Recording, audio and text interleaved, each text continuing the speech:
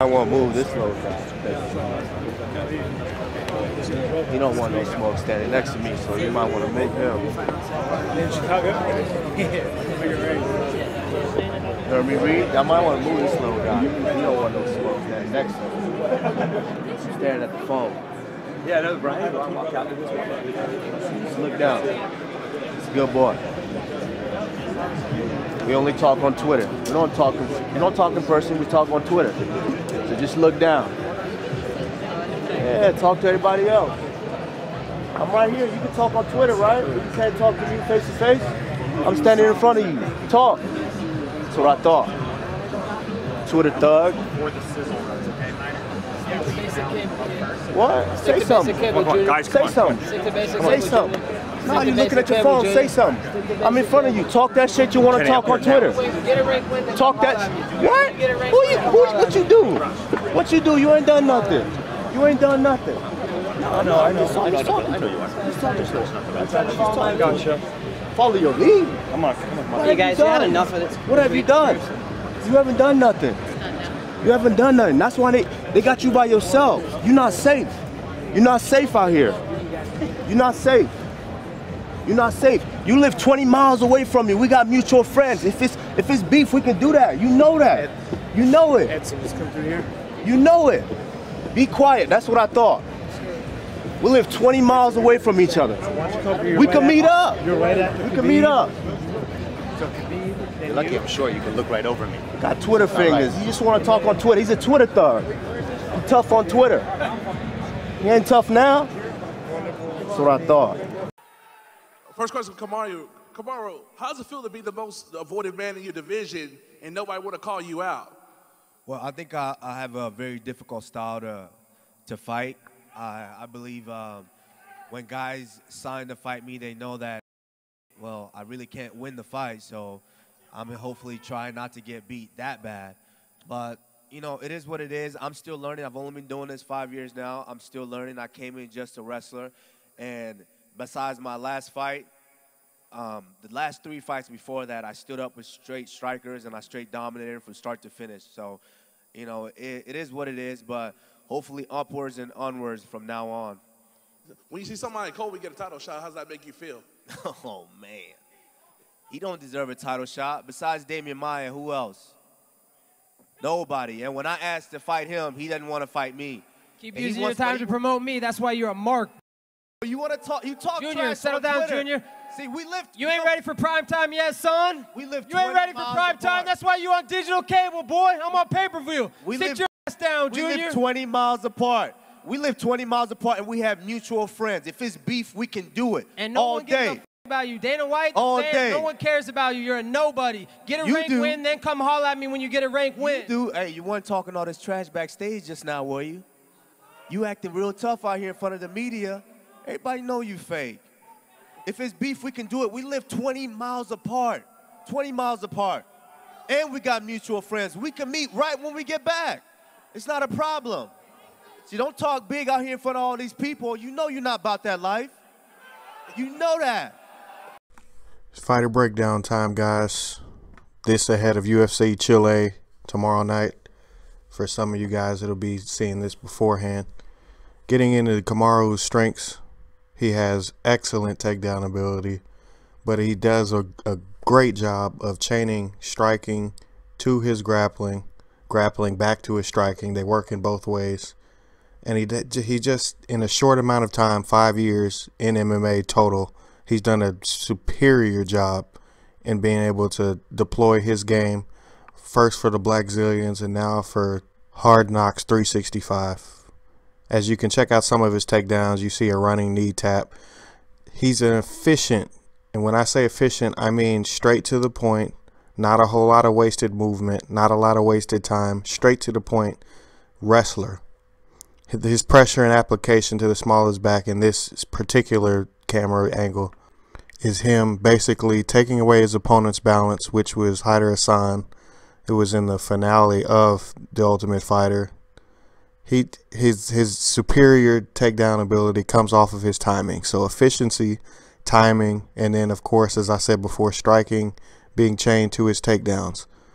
The only reason that his his takedowns work so well, if you're required to respect his hands, respect his striking, it's going to open up some holes, just like any other grappler, just like it could be, just like many other fighters.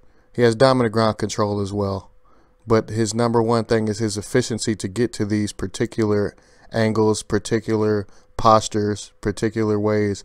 As soon as he's taking people down, he's going straight to the point of posturing up, inserting dominance in a kind of hovering position, much like Khabib, much like Damian Maia, as you can see here.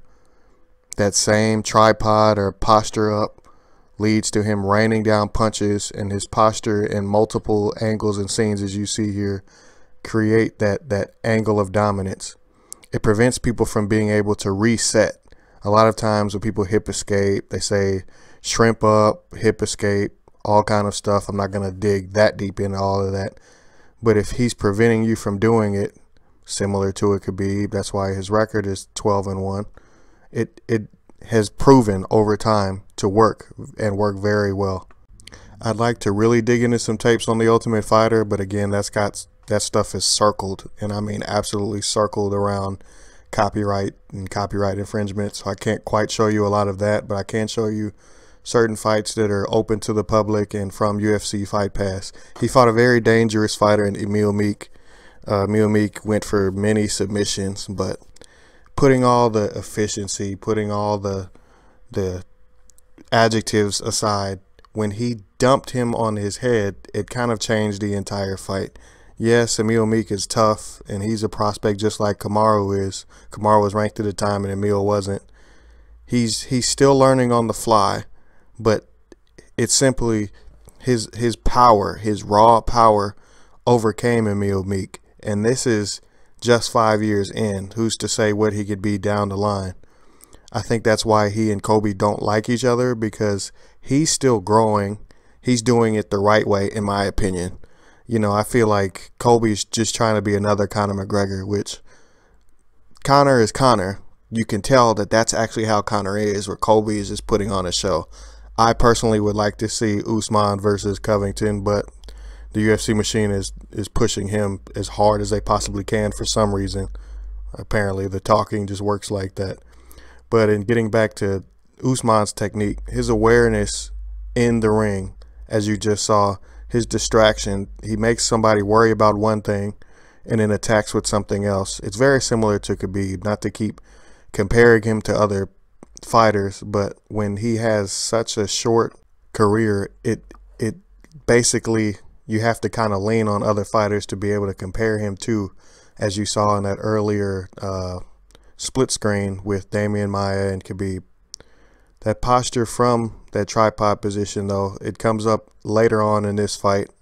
Not sure if it quite made the tape, but he has learned through his striking that he can land on people, and he's got the raw power to be able to devastate someone.